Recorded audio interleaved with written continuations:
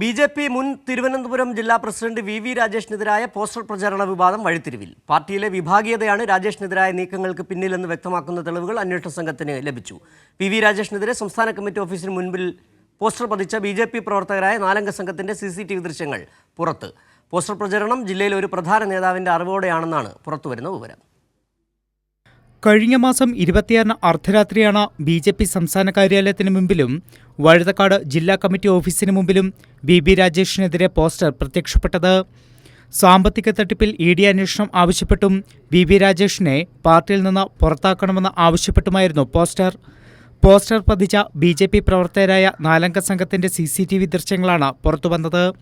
വലിയശാല സ്വദേശി മോനു, പൂജപ്പുര സ്വദേശികളായ Abhijith, Nagaraju തുടങ്ങിയവർക്കൊപ്പം poster ഒട്ടിക്കാനെത്തിയവരിൽ 4-മനും BJP. പ്രവർത്തകൻ തന്നെയെന്നാണ് പോലീസിന്റെ നിഗമനം.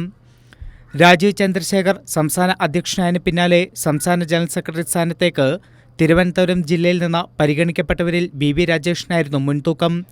എന്നാൽ ഈ പദവി ലക്ഷ്യം വെച്ചിരിക്കുന്ന മറ്റൊരു പ്രമുഖ നേതാവിന് പോസ്റ്റർ വിവാദവുമായി നേരിട്ട് ബന്ധമുണ്ടെന്ന് അന്നേ ചർച്ചയായിരുന്നു.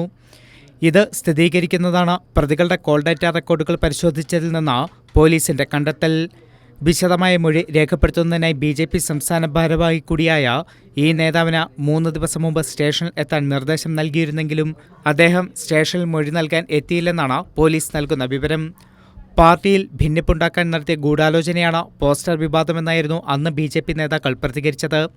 രാജീവ് ചന്ദ്രശേഖരന്റെ നിർദ്ദേശപ്രകാരമാണ് പിന്നീട് ബി.ജെ.പി. പ്രവർത്തകർ പോസ്റ്റർ നീക്കം ചെയ്തത്. പോസ്റ്റർ ഒട്ടിച്ച ബി.ജെ.പി. പ്രവർത്തകരുടെ ദൃശ്യങ്ങൾ പുറത്തുവന്നതോടെ രാജീവ് ചന്ദ്രശേഖർ ഇനി എന്തു മറുപടി പറയും എന്നാണ് അറിയേണ്ടത്. കൈരളി ന്യൂസ്, തിരുവനന്തപുരം.